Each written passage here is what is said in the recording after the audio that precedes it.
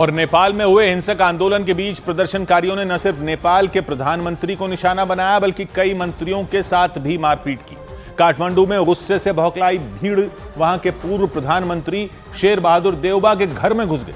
वहां पहुंचकर उन लोगों ने पूर्व पीएम शेर बहादुर देउबा को बुरी तरह पीटा। वो अपने घर में आराम कर रहे थे। इस बीच भीड़ ने उन पर धावा बोला और उन्हें कपड़े पहनने का मौका तक नहीं दिया।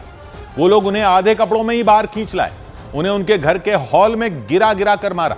प्रदर्शनकारियों ने उन्हें तब तक पीटा जब तक उन्होंने हाथ जोड़कर माफी नहीं मांग ली।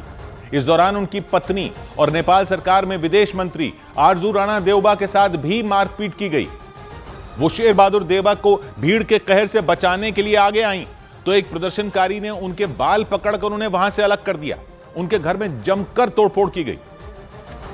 और यह सब इतनी तेजी से हुआ कि नेपाल के पूर्व प्रधानमंत्री शेर बहादुर देउबा को कुछ समझने का मौका ही नहीं मिला। प्रदर्शनकारियों ने उन्हें कपड़े पहनने का भी वक्त नहीं दिया। उन्हें उनके ही घर में गिरा गिरा कर मारा गया। एक प्रदर्शनकारी ने तो उनके सिर पर एक कुर्सी दे मारी।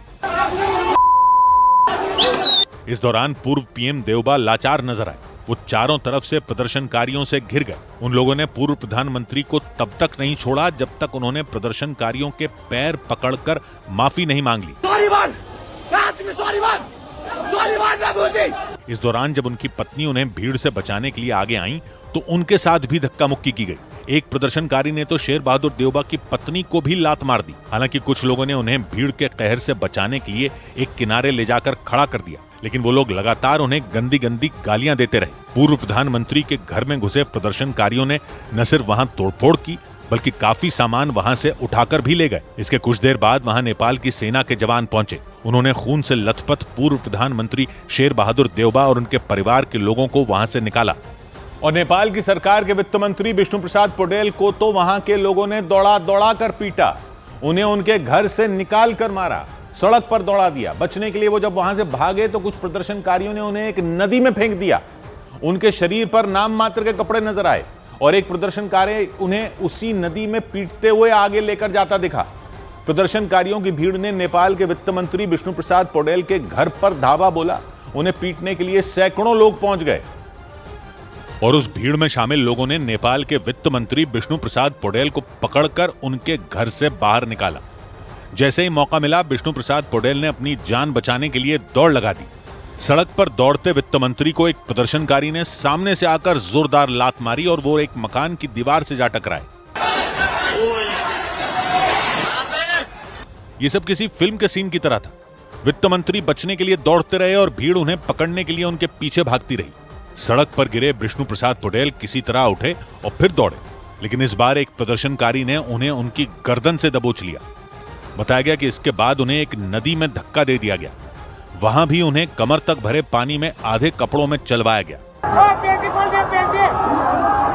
नदी के दोनों तरफ भीड़ उन्हें गालियां देती रही और एक प्रदर्शनकारी उनके ठीक पीछे पीछे चलते हुए उन्हें मारता गया। इस दौरान नेपाल के वित्त मंत्री सिर पर हेलमेट पहने दिखे और वो प्रदर्शनकारी उन्हें पीट पीट कर आगे बढ़ाता गया। और इस सब के बीच नेपालगंज में मौजूद नेपाली कांग्रेस पार्टी के दफ्तर पर भी लोगों का गुस्सा फूट पड़ा। वहां प्रदर्शनकारियों ने जमकर आगजनी की, खूब पत्थर बरसाए। इससे पहले वहां एक बड़ा विरोध मार्च भी निकाला गया जिसकी अगुवाई युवाओं ने की। वहां एक युवा प्रदर्शनकारी लोगों के बीच खड़े होकर भाषण देता नजर आया। उसके सीने और चेहरे पर पट्टियां लगी दिखी। वो ये दावा करता नजर आया कि एक दिन पहले हुए आंदोलन के वक्त पुलिस ने उस पर गोलियां बरसाई थी। इसका सबूत देने के लिए वो खून से सने अपने कपड़े भी लोगों के बीच लेकर पहुंच गया। दावा किया गया कि इसी के बाद भीड़ ने नेपाली कांग्रेस के दफ्तर पर हमला बोल दिया। उसकी इमारत पर अंधाधुंध पत्थर बरसाए, वहां रखे सामान को आग के हवाले कर दिया। यहां तक कि जब वहां पुलिस और सेना के जवान पहुंचे तो उन्हें भी भीड़ के गुस्से का सामना करना पड़ा, क्योंकि गुस्से से बौखलाई भीड़ ने नेपालगंज में मौजूद नेपाली कांग्रेस पार्टी के दफ्तर पर हमला बोला और वहां आग लगा दी। उस दफ्तर के परिसर में आग की लपटें दिखी।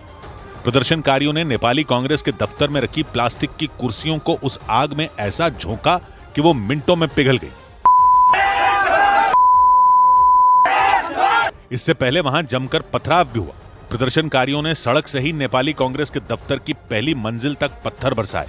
उस इमारत की सुरक्षा में लगे जवानों पर उन लोगों ने पानी की बोतलें फेंकी।